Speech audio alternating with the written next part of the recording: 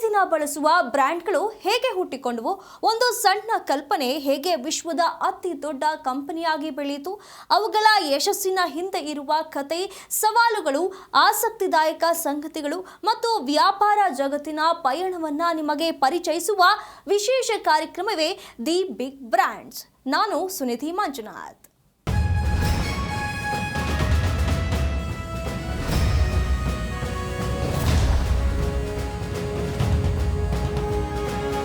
ಉಪ್ಪಿನಿಂದ ಹಿಡಿದು ವಿಮಾನದವರೆಗೆ, ಕಾರ್ನಿಂದ ಹಿಡಿದು ಸಾಫ್ಟ್ವೇರ್ನವರೆಗೆ ನಮ್ಮ ಜೀವನದ ಪ್ರತಿಯೊಂದು ಹಂತದಲ್ಲೂ ಜೊತೆಯಾಗಿರುವ ಬ್ರ್ಯಾಂಡ್ ಟಾಟಾ. ಒಂದು ಸಣ್ಣ ಟ್ರೇಡಿಂಗ್ ಕಂಪನಿಯಾಗಿ ಆರಂಭವಾದ ಟಾಟಾ ಇಂದು 100ಕ್ಕೂ ಹೆಚ್ಚು ದೇಶಗಳಲ್ಲಿ ತನ್ನ ಛಾಪು ಮೂಡಿಸಿದೆ. ಆದರೆ ಆ ಪಯಣ ಹೇಗೆ ಆರಂಭವಾಯಿತು? ಟಾಟಾ ಎಂಬ ಹೆಸರು ಹೇಗೆ ಹುಟ್ಟಿತು? ಜಮ್ಶೆಡ್ಜಿ ಟಾಟಾ ಕಂಡ ಕನಸು ಏನು? ರತನ್ ಟಾಟಾ ಅದನ್ನ ಹೇಗೆ ವಿಶ್ವದ ಮಟ್ಟಕ್ಕೆ ಕೊಂಡೊಯ್ದರು? ಟಾಟಾ ನ್ಯಾನೋ ಏಕೆ ವಿಫಲವಾಯಿತು? ಇವೆಲ್ಲದರ ಜೊತೆಗೆ ಟಾಟಾ ಬಗ್ಗೆ ನಿಮಗೆ ಗೊತ್ತಿರದ ಹಲವು ಕುತೂಹಲಕಾರಿ ಸಂಗತಿಗಳನ್ನ ಈ ಸಂಚಿಕೆಯಲ್ಲಿ ತಿಳಿದುಕೊಳ್ಳೋಣ.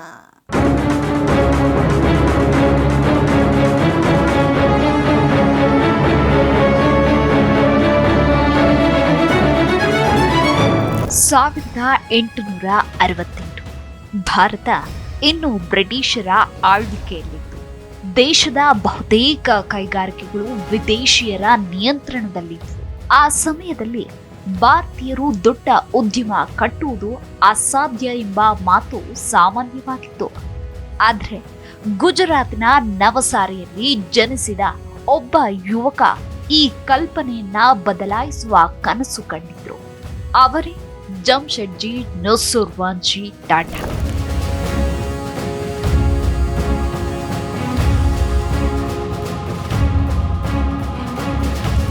ಸಾವಿರದ 1839 ಮಾರ್ಚ್ 3ರಂದು ಜನಿಸಿದ ಜಮ್ಶೆಡ್ಜಿ ಪಾರ್ಸಿ ವ್ಯಾಪಾರಿ ಕುಟುಂಬದಲ್ಲಿ ಬೆಳೆದರು. ಅವರ ತಂದೆ ನಸುರ್ವಾನ್ಜಿ ಟಾಟಾ ಸಣ್ಣ ವ್ಯಾಪಾರ ನಡೆಸುತ್ತಿದ್ರು. ಚಿಕ್ಕ ವಯಸ್ಸಿನಿಂದಲೇ ಜಮ್ಶೆಡ್ಜಿ ವ್ಯಾಪಾರದ ಬಗ್ಗೆ ಆಸಕ್ತಿ ಬೆಳೆಸಿಕೊಂಡ್ರು. ಅವರು ಮುಂಬೈನ ಎಲ್ಫಿನ್ಸ್ಟೋನ್ ಕಾಲೇಜಿನಲ್ಲಿ ವಿದ್ಯಾಭ್ಯಾಸ ಮಾಡಿದ್ರು. ಆ ಕಾಲದಲ್ಲಿ ಹೆಚ್ಚಿನ ಭಾರತೀಯರು ಸರ್ಕಾರಿ ಉದ್ಯೋಗವನ್ನು ಕನಸು ಕಾಣುತ್ತಿದ್ರೆ, ಜಮ್ಶೆಡ್ಜಿ ಮಾತ್ರ ಉದ್ಯಮ ನಿರ್ಮಾಣದ ಬಗ್ಗೆ ಯೋಚಿಸುತ್ತಿದ್ರು. ತಂದೆಯೊಂದಿಗಿನ ವ್ಯಾಪಾರದಲ್ಲಿ ಅನುಭವ ಗಳಿಸಿದ ಅವರು ಜಗತ್ತಿನ ಹಲವು ದೇಶಗಳಿಗೆ ಪ್ರವಾಸ ಮಾಡಿದ್ರು. ಇಂಗ್ಲೆಂಡ್ನ ಕೈಗಾರಿಕಾ ಕ್ರಾಂತಿಯನ್ನ ನೋಡಿದಾಗ ಅವರಿಗೆ ಒಂದು ಪ್ರಶ್ನೆ ಮೂಡಿತು. ಇಂತಹ ಕೈಗಾರಿಕೆಗಳು ಭಾರತದಲ್ಲಿ ಏಕೆ ಇರಬಾರದು ಎಂದು. ಆ ಪ್ರಶ್ನೆಯೇ ಮುಂದೆ ಭಾರತದ ಉದ್ಯಮ ಇತಿಹಾಸವನ್ನ ಬದಲಿಸಿತು.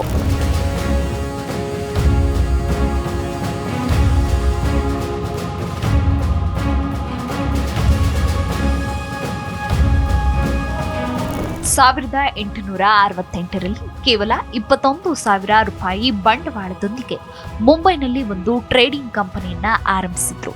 ಅದು ಮುಂದೆ ಟಾಟಾ ಗ್ರೂಪ್ ಆಗಿ ಬೆಳೆಯಿತು. ಆದರೆ ಅವರ ಉದ್ದೇಶ ಕೇವಲ ಹಣ ಗಳಿಸುವುದಲ್ಲ, ಭಾರತ ಸ್ವಾವಲಂಬಿ ಆಗಬೇಕು ಎಂಬ ಕನಸೇ ಅವರ ದೊಡ್ಡ ಗುರಿಯಾಗಿತ್ತು.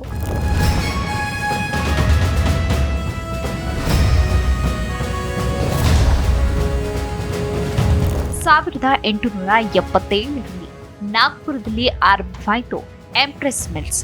ಅಂದು ಭಾರತದಲ್ಲಿ ಕಾರ್ಮಿಕರ ಹಕ್ಕುಗಳ ಬಗ್ಗೆ ಹೆಚ್ಚಿನ ಗಮನ ಇರಲಿಲ್ಲ. ಆದರೆ ಜಮ್ಶೆಡ್ಜಿ ಕಾರ್ಮಿಕರ ಕಲ್ಯಾಣಕ್ಕೆ ಮೊದಲ ಆದ್ಯತೆ ನೀಡಿದ್ರು.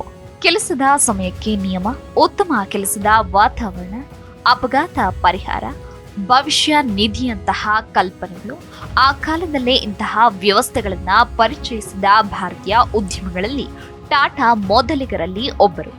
ಇದರಿಂದ ಟಾಟಾ ಸಂಸ್ಥೆ ಕೇವಲ ಉದ್ಯಮವಲ್ಲ, ಒಂದು ಮೌಲ್ಯಾಧಾರಿತ ಸಂಸ್ಥೆ ಎಂಬ ಹೆಸರು ಗಳಿಸಿತು.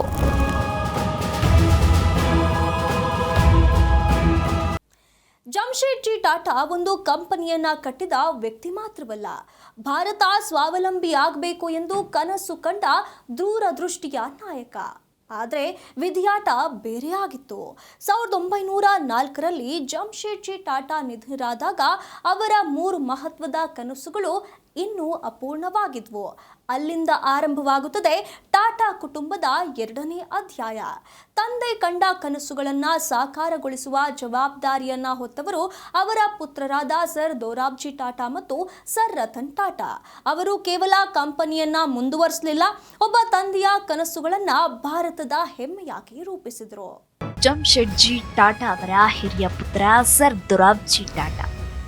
ತಂದೆಯ ನಿಧನದ ನಂತರ ಕಂಪನಿಯ ಜವಾಬ್ದಾರಿ ಅವರ ಹೆಗಲಿಗೆ ಬಂತು. ಅದು ಸುಲಭದ ಕೆಲಸವಾಗಿರಲಿಲ್ಲ, ಏಕೆಂದರೆ ಆಗ ಟಾಟಾ ಒಂದು ಬೆಳೆಯುತ್ತಿರುವ ಕಂಪನಿ ಮಾತ್ರ. ಅದನ್ನು ವಿಶ್ವಮಟ್ಟದ ಸಂಸ್ಥೆಯಾಗಿ ರೂಪಿಸಬೇಕಿತ್ತು. ದೊರಾಬ್ಜಿ ತಂದೆಯ ಪ್ರತಿಯೊಂದು ಕನಸನ್ನ ತಮ್ಮದೇ ಕನಸಾಗಿ ಮಾಡಿಕೊಂಡ್ರು. ಅವರು ಹೇಳುತ್ತಿದ್ದ ಒಂದು ಮಾತು, ನಾವು ಕಟ್ಟುವುದು ಕೇವಲ ಕಂಪನಿಯಲ್ಲ, ಭಾರತದ ಭವಿಷ್ಯ.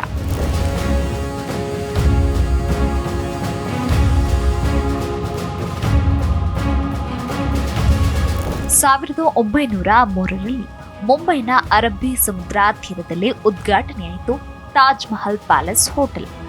ಇದು ಭಾರತದ ಮೊದಲ ಐಷಾರಾಮಿ ಹೋಟೆಲ್ಗಳಲ್ಲಿ ಒಂದು. ಆ ಕಾಲದಲ್ಲಿ ಇಲ್ಲಿ ವಿದ್ಯುತ್, ಲಿಫ್ಟ್, ಜರ್ಮನಿಯಿಂದ ಆಮದು ಮಾಡಿದ ಎಲಿವೇಟರ್ಗಳು, ಅಮೆರಿಕನ್ ಫ್ಯಾನ್ಗಳು ಮತ್ತು ಆಧುನಿಕ ಸೌಲಭ್ಯಗಳು. ಒಂದು ಜನಪ್ರಿಯ ಕಥೆಯ ಪ್ರಕಾರ ಭಾರತೀಯರಿಗೆ ಕೆಲವು ಐಷಾರಾಮಿ ಹೋಟೆಲ್ಗಳಲ್ಲಿ ಪ್ರವೇಶ ನಿರಾಕರಿಸಲಾಗಿದ್ದ ಕಾರಣ ಜಮ್ಶೆಡ್ಜಿ ಈ ಹೋಟೆಲ್ ಕಟ್ಟಲು ನಿರ್ಧರಿಸಿದ್ರು ಎಂದು ಹೇಳಲಾಗುತ್ತದೆ.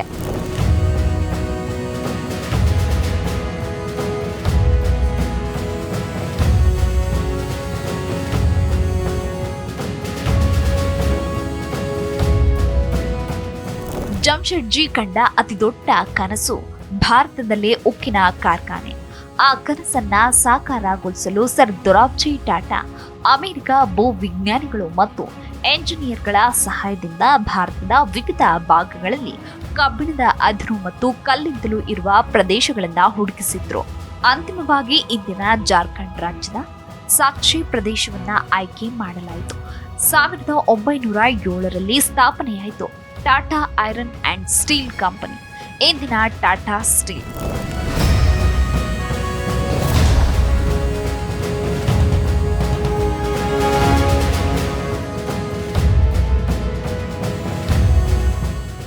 ಆ ಸಮಯದಲ್ಲಿ ಬ್ರಿಟಿಷ್ ಅಧಿಕಾರಿಗಳೇ ಈ ಯೋಜನೆ ಯಶಸ್ವಿಯಾಗುವುದಿಲ್ಲ ಎಂದು ಅನುಮಾನ ಪಟ್ಟಿದ್ರು. ಆದರೆ ಕೆಲವೇ ವರ್ಷಗಳಲ್ಲಿ ಟಾಟಾ ಸ್ಟೀಲ್ ತನ್ನ ಸಾಮರ್ಥ್ಯವನ್ನ ಸಾಬೀತುಪಡಿಸಿತು.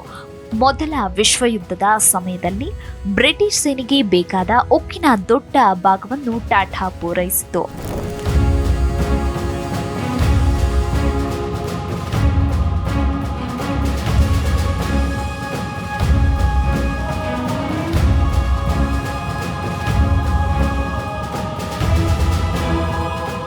ಟಾಟಾ ಸ್ಟೀಲ್ ಜೊತೆಗೆ ಮತ್ತೊಂದು ಕನಸು ಕೂಡ ಸಾಕಾರವಾಯಿತು, ಒಂದು ಯೋಜಿತ ನಗರ, ಅದು ಜಮ್ಶೆಡ್ಪುರ್. ಜಮ್ಶೆಡ್ಜಿ ಟಾಟಾ ಒಮ್ಮೆ ಹೇಳಿದ್ರು, ಕಾರ್ಖಾನೆ ಕಟ್ಟುವ ಮೊದಲು ಜನರು ಬದುಕಲು ಯೋಗ್ಯವಾದ ನಗರ ಕಟ್ಟಬೇಕು.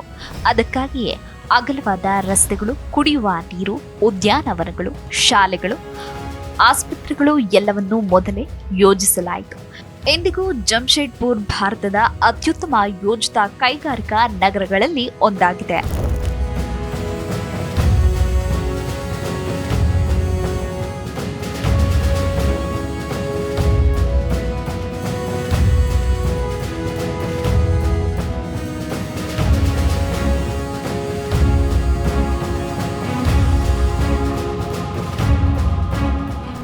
ಜಮ್ಶೆಡ್ಜಿ ಟಾಟಾ ಶಿಕ್ಷಣ ಮತ್ತು ವಿಜ್ಞಾನದಲ್ಲಿ ಅಪಾರ ನಂಬಿಕೆ ಇಟ್ಟಿದ್ರು.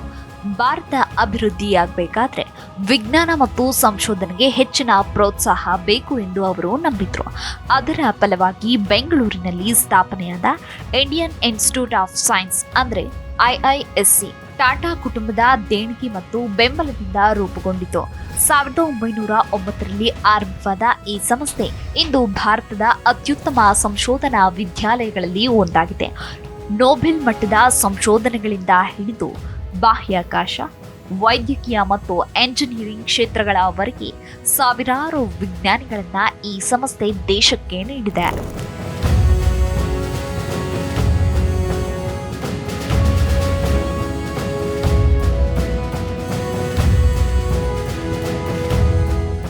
ಜಮ್ಶೆಡ್ಜಿ ಅವರ ಕಿರಿಯ ಪುತ್ರ ಸರ್ ರತನ್ ಟಾಟಾ ಕೂಡ ಟಾಟಾ ಇತಿಹಾಸದಲ್ಲಿ ಪ್ರಮುಖ ಪಾತ್ರ ವಹಿಸಿದ್ರು.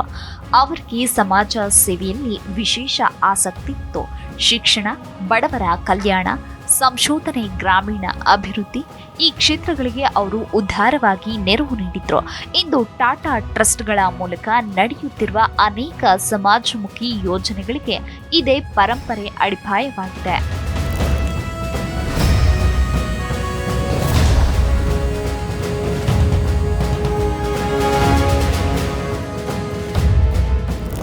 ಮುಂಬೈ ವೇಗವಾಗಿ ಬೆಳೆಯುತ್ತಿತ್ತು. ನಗರಕ್ಕೆ ಹೆಚ್ಚಿನ ವಿದ್ಯುತ್ ಅಗತ್ಯವಿತ್ತು. ಈ ಅಗತ್ಯವನ್ನು ಅರಿತ ಟಾಟಾ ಗುಂಪು ಜಲ ವಿದ್ಯುತ್ ಯೋಜನೆಗಳನ್ನು ಆರಂಭಿಸಿತು. ಇದೇ ಮುಂದೆ ಟಾಟಾ ಪವರ್ ಆಗಿ ಬೆಳೆಯಿತು. ಇಂದು ಇದು ಭಾರತದ ಪ್ರಮುಖ ವಿದ್ಯುತ್ ಉತ್ಪಾದನಾ ಕಂಪನಿಗಳಲ್ಲಿ ಒಂದಾಗಿದೆ.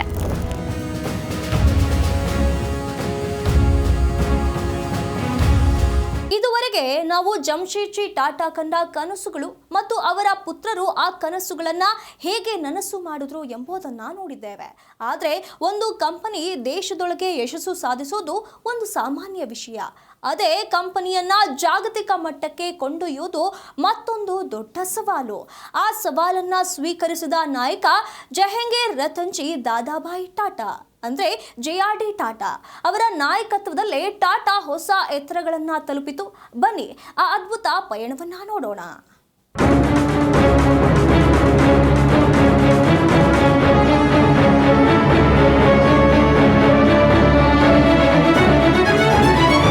ಸಾವಿರದ 1904 ಜುಲೈ 29 ಫ್ರಾನ್ಸ್ನ ಪ್ಯಾರಿಸ್ ನಗರದಲ್ಲಿ JRD ಟಾಟಾ ಜನಿಸಿದ್ರು. ಅವರ ತಂದೆ ರತನ್ಜಿ ದಾದಾಬಾಯಿ ಟಾಟಾ, ತಾಯಿ ಫ್ರೆಂಚ್ ಮೂಲದ ಸುಜಾನಾ ಬ್ರೇಯರ್. ಹೀಗಾಗಿ JRD ಟಾಟಾ ಬಾಲ್ಯದಿಂದಲೇ ಭಾರತೀಯ ಮತ್ತು ಯುರೋಪಿಯನ್ ಸಂಸ್ಕೃತಿಯ ಮಿಶ್ರ ವಾತಾವರಣದಲ್ಲಿ ಬೆಳೆದ್ರು. ಅವರಿಗೆ ಫ್ರೆಂಚ್, ಇಂಗ್ಲಿಷ್ ಸೇರಿದಂತೆ ಹಲವು ಭಾಷೆಗಳು ಗೊತ್ತಿದ್ವು. ಚಿಕ್ಕ ವಯಸ್ಸಿನಿಂದಲೇ ಯಂತ್ರಗಳು, ವಿಮಾನಗಳು ಹಾಗೂ ಹೊಸ ತಂತ್ರಜ್ಞಾನಗಳ ಬಗ್ಗೆ ಅಪಾರ ಆಸಕ್ತಿ ಇತ್ತು.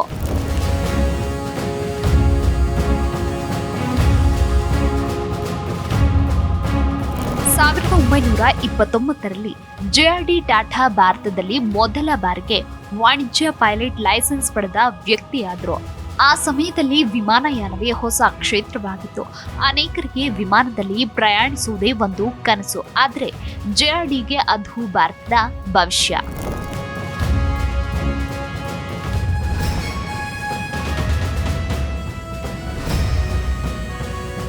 ಸಾವಿರದ 1932 ಅಕ್ಟೋಬರ್ 15 ಭಾರತೀಯ ವಿಮಾನಯಾನ ಇತಿಹಾಸದ ಮಹತ್ವದ ದಿನ. ಕರಾಚಿಯಿಂದ ಮುಂಬೈಗೆ ಅಂಚೆ ಸಾಗಿಸುವ ಸಣ್ಣ ವಿಮಾನವನ್ನು ಸ್ವತಃ JRD ಟಾಟಾ ಹಾರಿಸಿದ್ರು. ಅದೇ ಟಾಟಾ ಏರ್ಲೈನ್ಸ್ನ ಮೊದಲ ವಿಮಾನಯಾನ. ಆರಂಭದಲ್ಲಿ ಅಂಚೆ ಸಾಗಾಣಿಗಾಗಿ ಆರಂಭವಾದ ಈ ಸೇವೆ ನಂತರ ಪ್ರಯಾಣಿಕರ ಸೇವೆಗಾಗಿ ವಿಸ್ತರಿಸಿತು. 1946ರಲ್ಲಿ ಇದರ ಹೆಸರು ಏರ್ ಇಂಡಿಯಾ ಆಯಿತು. 1953ರಲ್ಲಿ ಭಾರತ ಸರ್ಕಾರ ಏರ್ ಇಂಡಿಯಾವನ್ನ ರಾಷ್ಟ್ರೀಕರಣಗೊಳಿಸಿತು. ಆದರೂ JRD ಟಾಟಾ ಹಲವು ವರ್ಷಗಳ ಕಾಲ ಏರ್ ಇಂಡಿಯಾದ ಅಧ್ಯಕ್ಷರಾಗಿ ಸೇವೆ ಸಲ್ಲಿಸಿದ್ರು. ಇಂದು ಏರ್ ಇಂಡಿಯಾ ಮತ್ತೆ ಟಾಟಾ ಗ್ರೂಪ್ನ ಭಾಗವಾಗಿರುವುದು ಇತಿಹಾಸದ ಒಂದು ಅಪರೂಪದ ಸುತ್ತು. JRD ಟಾಟಾ ಕೇವಲ ವಿಮಾನಯಾನಕ್ಕೆ ಸೀಮಿತವಾಗಿರಲಿಲ್ಲ. ಅವರ ನಾಯಕತ್ವದಲ್ಲಿ ಟಾಟಾ ಹಲವು ಹೊಸ ಕ್ಷೇತ್ರಗಳಿಗೆ ಕಾಲಿಟ್ಟಿತು. ರಾಸಾಯನಿಕ ಉತ್ಪಾದನೆ, ಎಂಜಿನಿಯರಿಂಗ್, ಟ್ರಕ್ ನಿರ್ಮಾಣ, ಗಡಿಯಾರಗಳು, ಚಹಾ, ವಿದ್ಯುತ್, ಹೋಟೆಲ್ ಉದ್ಯಮ ಪ್ರತಿಯೊಂದು ಕ್ಷೇತ್ರದಲ್ಲೂ ಟಾಟಾ ತನ್ನ ಸ್ಥಾನವನ್ನ ಗಟ್ಟಿಗೊಳಿಸಿತು. 1938ರಲ್ಲಿ ಅವರು ಟಾಟಾ ಗ್ರೂಪ್ನ ಅಧ್ಯಕ್ಷರಾದಾಗ ಕಂಪನಿಗಳ ಸಂಖ್ಯೆ ಕೇವಲ 14ರಷ್ಟಿತ್ತು. 1991ರಲ್ಲಿ ಅವರು ನಿವೃತ್ತಿಯಾಗುವ ವೇಳೆಗೆ ಟಾಟಾ ಗ್ರೂಪ್ನಲ್ಲಿ ಸುಮಾರು 95ಕ್ಕೂ ಹೆಚ್ಚು ಕಂಪನಿಗಳು ಕಾರ್ಯನಿರ್ವಹಿಸುತ್ತಿದ್ವು.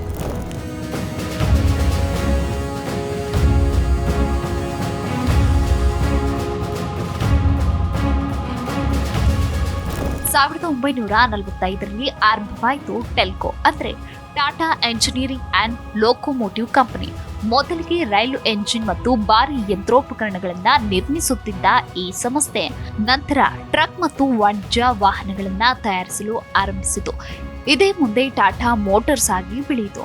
ಇಂದು ಟಾಟಾ ಮೋಟಾರ್ಸ್ ಭಾರತದಲ್ಲಷ್ಟೇ ಅಲ್ಲ, ಜಾಗತಿಕ ಆಟೋಮೊಬೈಲ್ ಕ್ಷೇತ್ರದಲ್ಲೂ ಪ್ರಮುಖ ಕಂಪನಿಯಾಗಿದೆ.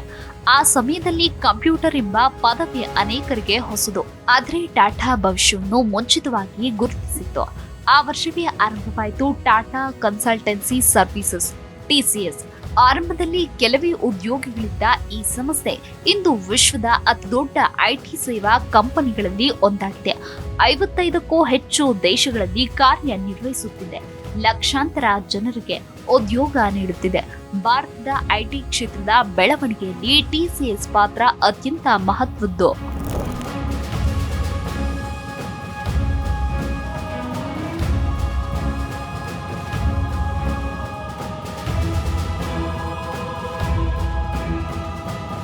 JRD ಟಾಟಾ ಯಾವಾಗಲೂ ಒಂದು ಮಾತು ಹೇಳ್ತಿದ್ರು, ನಮ್ಮ ಕಂಪನಿಯ ದೊಡ್ಡ ಆಸ್ತಿ ಕಟ್ಟಡಗಳಲ್ಲ, ನಮ್ಮ ಉದ್ಯೋಗಿಗಳು ಎಂದು. ಅವರ ಕಾಲದಲ್ಲಿಯೇ ಉದ್ಯೋಗಿಗಳ ಕಲ್ಯಾಣಕ್ಕೆ ಹೆಚ್ಚಿನ ಒತ್ತು ನೀಡಲಾಯಿತು. ಸುರಕ್ಷತೆ, ತರಬೇತಿ, ಆರೋಗ್ಯ, ಉತ್ತಮ ಕೆಲಸದ ವಾತಾವರಣ ಇವೆಲ್ಲವೂ ಟಾಟಾದ ಸಂಸ್ಕೃತಿಯ ಭಾಗವಾಯಿತು. ವಿಶ್ವದ ಶ್ರೀಮಂತ ಉದ್ಯಮಿಗಳಲ್ಲಿ ಒಬ್ಬರಾಗಿದ್ರು. JRD ಅತ್ಯಂತ ಸರಳ ಜೀವನ ನಡೆಸುತ್ತಿದ್ರು. ಅವರಿಗೆ ಐಷಾರಾಮಿ ಜೀವನಕ್ಕಿಂತ ಗುಣಮಟ್ಟದ ಕೆಲಸ ಮುಖ್ಯವಾಗಿತ್ತು. ಕಂಪನಿಯ ಸಭೆಗಳಿಗೆ ಸಮಯಕ್ಕಿಂತ ಮೊದಲೇ ಆಗಮಿಸುತ್ತಿದ್ರು. ಪ್ರತಿಯೊಂದು ಪತ್ರವನ್ನ ಓದುತ್ತಿದ್ರು. ಉದ್ಯೋಗಿಗಳ ಅಭಿಪ್ರಾಯಕ್ಕೂ ಮಹತ್ವ ನೀಡುತ್ತಿದ್ರು.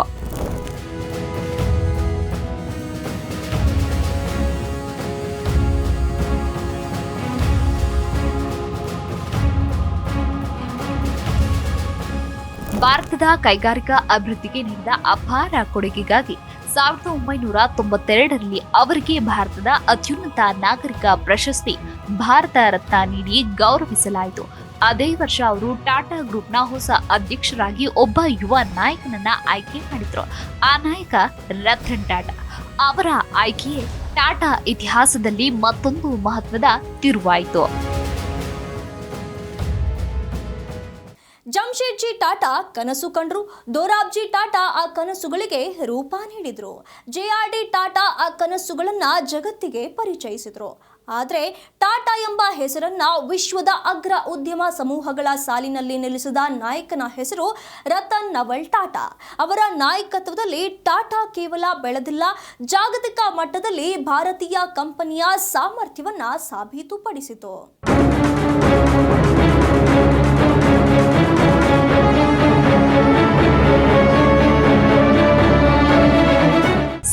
1937ರ ಡಿಸೆಂಬರ್ 28ರಂದು ಮುಂಬೈನಲ್ಲಿ ಜನಿಸಿದ ರತನ್ ಟಾಟಾ ನವಲ್ ಟಾಟಾ ಮತ್ತು ಸೂನಿ ಟಾಟಾ ದಂಪತಿಯ ಪುತ್ರ. ಬಾಲ್ಯದಲ್ಲೇ ಅವರ ತಂದೆ ತಾಯಿ ಬೇರ್ಪಟ್ಟ ಕಾರಣ ಅವರನ್ನು ಅವರ ಅಜ್ಜಿ ಲೇಡಿ ನವಜ್ಬಾಯಿ ಟಾಟಾ ಬೆಳೆಸಿದ್ರು. ಅವರ ಜೀವನದಲ್ಲಿ ಶಿಸ್ತು, ವಿನಯ ಮತ್ತು ಮೌಲ್ಯಗಳಿಗೆ ಮೊದಲ ಪಾಠ ಕಲಿಸಿದವರು ಅವರ ಅಜ್ಜಿ. ಮುಂಬೈನ ಕ್ಯಾಂಪೇನಿಯನ್ ಶಾಲೆ, ನಂತರ ಕ್ಯಾಥೆಡ್ರಲ್ ಅಂಡ್ ಜಾನ್ ಕಾನನ್ ಶಾಲೆ, ಬಳಿಕ ಅಮೆರಿಕದ ಕಾರ್ನೆಲ್ ವಿಶ್ವವಿದ್ಯಾಲಯದಲ್ಲಿ ವಾಸ್ತುಶಿಲ್ಪ ಮತ್ತು ರಚನಾ ಎಂಜಿನಿಯರಿಂಗ್ ಅಧ್ಯಯನ ಮಾಡಿದ್ರು. ಅವರಿಗೆ ಅಮೆರಿಕದಲ್ಲಿ ಉತ್ತಮ ಉದ್ಯೋಗದ ಅವಕಾಶವಿದ್ದರೂ ಅವರು ಭಾರತಕ್ಕೆ ಮರಳಿದ್ರು, ಏಕೆಂದರೆ ಅವರಿಗೆ ಕುಟುಂಬದ ಪರಂಪರೆಯನ್ನ ಮುಂದುವರಿಸುವ ಆಸೆ ಇತ್ತು.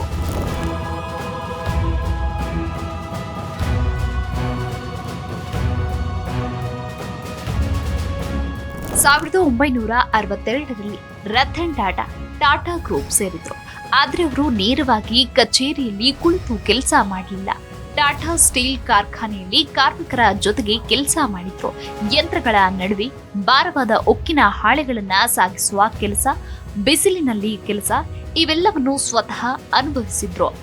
ಒಬ್ಬ ನಾಯಕನಿಗೆ ಕಚೇರಿಗಿಂತ ಕಾರ್ಖಾನೆಯೇ ಹೆಚ್ಚು ಪಾಠ ಕಲಿಸುತ್ತದೆ, ಅವರ ನಂಬಿಕೆ.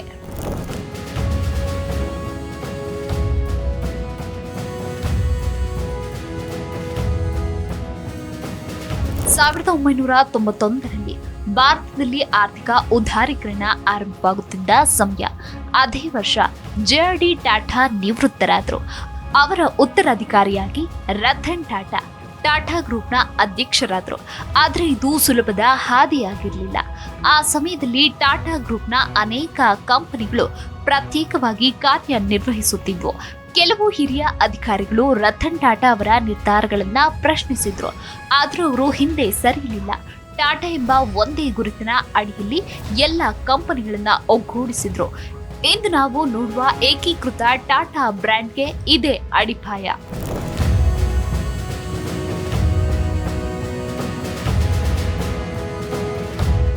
2000ರಲ್ಲಿ ಟಾಟಾ ಬ್ರಿಟನ್ನ ಪ್ರಸಿದ್ಧ ಟೆಕ್ಲಿಟಿ ಕಂಪನಿಯನ್ನ ಖರೀದಿಸಿತು.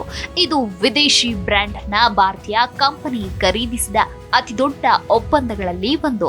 2007ರಲ್ಲಿ ಯುರೋಪಿನ ಉಕ್ಕು ಉತ್ಪಾದಕ ಕೋರಸ್ ಸ್ಟೀಲ್ ಅನ್ನ ಸ್ವಾಧೀನಪಡಿಸಿಕೊಂಡಿತು. 2008ರಲ್ಲಿ ಜಗತ್ತಿನ ಐಷಾರಾಮಿ ಕಾರು ಬ್ರ್ಯಾಂಡ್ಗಳಾದ ಜಾಗ್ವಾರ್ ಮತ್ತು ಲ್ಯಾಂಡ್ ರೋವರ್ ಅನ್ನ ಫೋರ್ಡ್ ಕಂಪನಿಯಿಂದ ಖರೀದಿಸಿತು.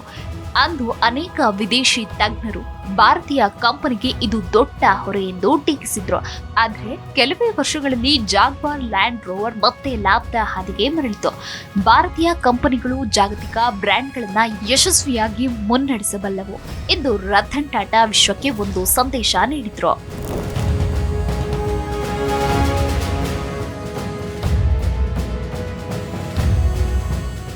ಒಂದು ದಿನ ಮಳೆ ಬರುತ್ತಿದ್ದಾಗ ಒಂದು ಸ್ಕೂಟರ್ ಮೇಲೆ 4 ಜನರ ಕುಟುಂಬ ಪ್ರಯಾಣಿಸುತ್ತಿರುವುದನ್ನ ರತನ್ ಟಾಟಾ ನೋಡಿದ್ರು.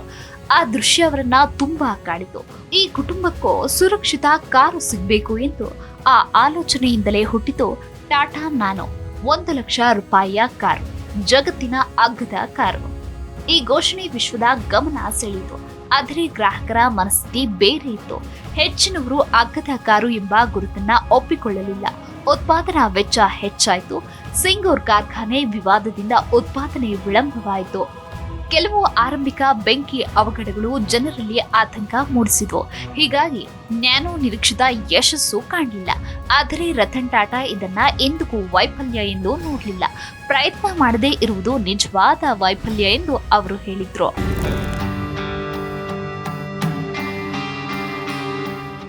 2008ರ ನವೆಂಬರ್ 26 ಮುಂಬೈನ ತಾಜ್ ಹೋಟೆಲ್ ಮೇಲೆ ಉಗ್ರರ ದಾಳಿ ನಡೆಯಿತು. ಹೋಟೆಲ್ ಸಿಬ್ಬಂದಿ ಮತ್ತು ಅತಿಥಿಗಳು ಪ್ರಾಣ ಕಳೆದುಕೊಂಡರು.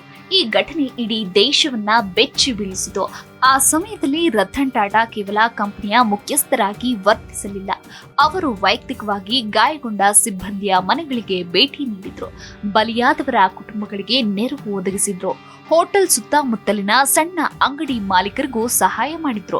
ಉದ್ಯೋಗಿಗಳ ಕುಟುಂಬಗಳಿಗೆ ಶಿಕ್ಷಣ ಮತ್ತು ಆರೋಗ್ಯ ನೆರವು ನೀಡಲಾಯಿತು. ಅವರ ಈ ಮಾನವೀಯತೆ ದೇಶದಾದ್ಯಂತ ಪ್ರಶಂಸೆಗೆ ಪಾತ್ರವಾಯಿತು.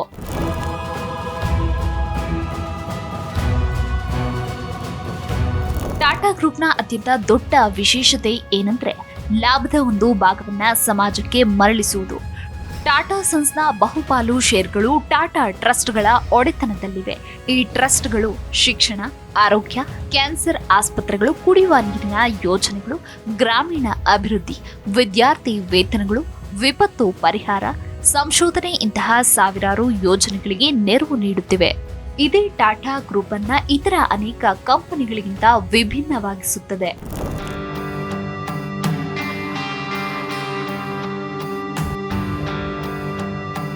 ರತನ್ ಟಾಟಾ ಅವರ ವ್ಯಕ್ತಿತ್ವ ಎಲ್ಲರಿಗಿಂತ ವಿಭಿನ್ನ.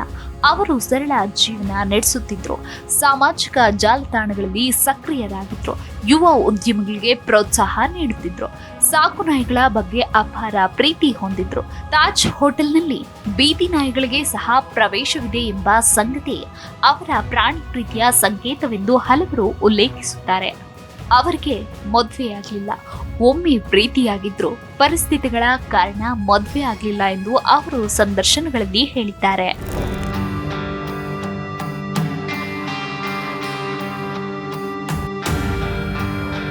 2024ರ ಅಕ್ಟೋಬರ್ 9ರಂದು ರತನ್ ಟಾಟಾ ನಿಧನರಾದರು. ಅವರಿಗೆ 86 ವರ್ಷ ವಯಸ್ಸಾಗಿತ್ತು. ಅವರ ಅಗಲಿಕೆಗೆ ಭಾರತ ಮಾತ್ರವಲ್ಲ, ಇಡೀ ವಿಶ್ವವೇ ಸಂತಾಪ ಸೂಚಿಸಿತು. ರಾಜಕೀಯ ನಾಯಕರು, ಉದ್ಯಮಿಗಳು, ಚಿತ್ರರಂಗದ ಗಣ್ಯರು, ಸಾಮಾನ್ಯ ನಾಗರಿಕರು ಎಲ್ಲರೂ ಅವರನ್ನ ಉತ್ತಮ ಉದ್ಯಮಿ ಮಾತ್ರವಲ್ಲ, ಉತ್ತಮ ಮನುಷ್ಯ ಎಂದು ಸ್ಮರಿಸಿದ್ರು. ರತನ್ ಟಾಟಾ ನಿಧನರಾದ ಬಳಿಕ ಟಾಟಾ ಗ್ರೂಪ್ನ ಅಧ್ಯಕ್ಷರಾಗಿ ಎನ್ ಚಂದ್ರಶೇಖರ್ ಕಾರ್ಯನಿರ್ವಹಿಸುತ್ತಿದ್ದಾರೆ. ಟಾಟಾ ಗ್ರೂಪ್ ಎಲೆಕ್ಟ್ರಿಕ್ ವಾಹನಗಳು, ಸೆಮಿಕಂಡಕ್ಟರ್ ಉತ್ಪಾದನೆ, ವಿಮಾನಯಾನ, ಡಿಜಿಟಲ್ ತಂತ್ರಜ್ಞಾನ, ನವೀಕರಿಸಬಹುದಾದ ಇಂಧನ, ಕೃತಕ ಬುದ್ಧಿಮತ್ತೆ ಹೀಗೆ ಭವಿಷ್ಯದ ಹಲವು ಕ್ಷೇತ್ರಗಳಲ್ಲಿ ಹೂಡಿಕೆ ಮಾಡುತ್ತಿದೆ.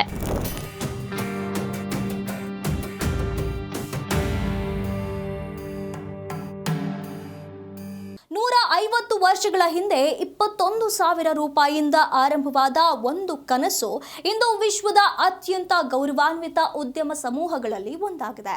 ಟಾಟಾ ಕೇವಲ ಒಂದು ಕಂಪನಿಯಲ್ಲ, ಅದು ಒಂದು ಮೌಲ್ಯ, ಒಂದು ನಂಬಿಕೆ, ಒಂದು ಜವಾಬ್ದಾರಿ. ವ್ಯಾಪಾರ ಎಂದರೆ ಕೇವಲ ಲಾಭ ಗಳಿಸುವುದಲ್ಲ, ಸಮಾಜವನ್ನ ಕೂಡ ಜೊತೆಗೂಡಿ ಬೆಳೆಸಬೇಕು ಎಂಬುದಕ್ಕೆ ಇವರೇ ಜೀವಂತ ಉದಾಹರಣೆ. ಜಮ್ಶೆಡ್ಜಿ ಟಾಟಾ ಬಿತ್ತಿದ ಬೀಜ, ದೋರಾಬ್ಜಿ ಮತ್ತು ಜೆಆರ್ಡಿ ಬೆಳೆಸಿದ ಮರ, ರತನ್ ಟಾಟಾ ವಿಶ್ವದ ಗಮನ ಸೆಳೆಯುವಂತೆ ಮಾಡಿದ ನೆರಳು. ಇದೇ ಟಾಟಾ. ಇದಾಗಿತ್ತು ಇವತ್ತಿನ ದಿ ಬಿಗ್ ಬ್ರ್ಯಾಂಡ್ಸ್ ಕಾರ್ಯಕ್ರಮದ ವಿಶೇಷ. ಮುಂದಿನ ಸಂಚಿಕೆಯಲ್ಲಿ ಮತ್ತೊಂದು ಜಾಗತಿಕ ಬ್ರ್ಯಾಂಡ್ನ ರೋಚಕ ಪಯಣದೊಂದಿಗೆ ಮತ್ತೆ ಭೇಟಿಯಾಗೋಣ. ಅಲ್ಲಿವರೆಗೂ ನೋಡ್ತಾ ಇರಿ ಜಿ ಕನ್ನಡ ನ್ಯೂಸ್, ಸತ್ಯವೇ ಸುದ್ದಿಯ ಜೀವಾಳ.